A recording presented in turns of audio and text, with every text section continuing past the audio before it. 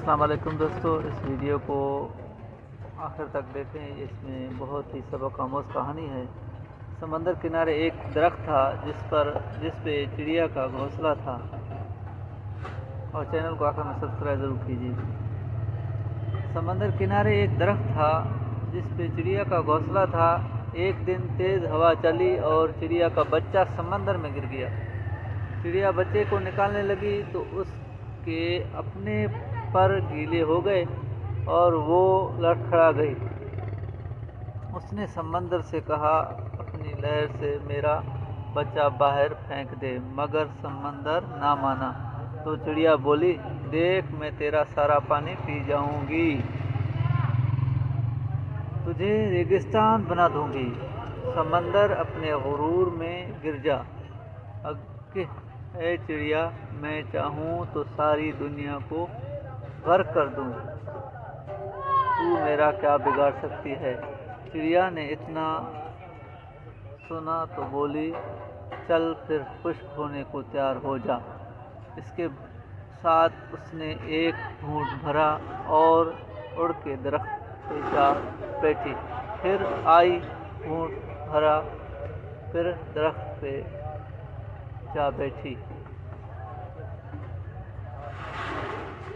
یہی عمل اس نے 7-8 بار دہرایا تو سمندر گھبرا کے بولا، پاگل ہو گئی ہے کیا؟ کیوں مجھے ختم کرنے لگی ہے؟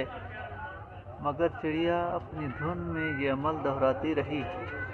ابھی صرف 20-22 بار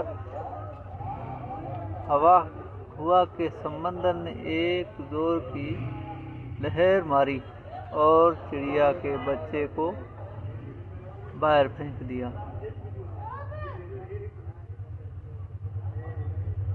درخت جو کافی دیر سے یہ سب دیکھ رہا تھا، سمندر سے بولا، اے طاقت کے بادشاہ، تو جو ساری دنیا کو پل بھر میں غرق کر سکتا ہے، اس کمزور سی چڑیا سے ڈر گیا؟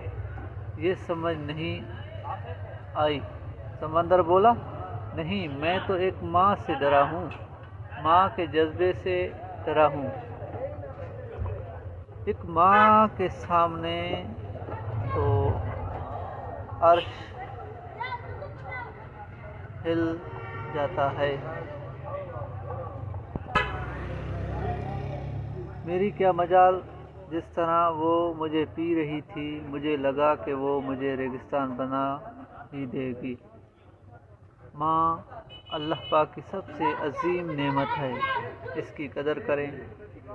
پوسٹ اچھی لگے تو دوسروں کی بھلائی کے لیے شیئر ضرور کریں، اور میرے YouTube channel Ahmed Raza intelligent channel کو سبسکرائب، لائک اینڈ شیئر کرنا نہ بھولیے گا۔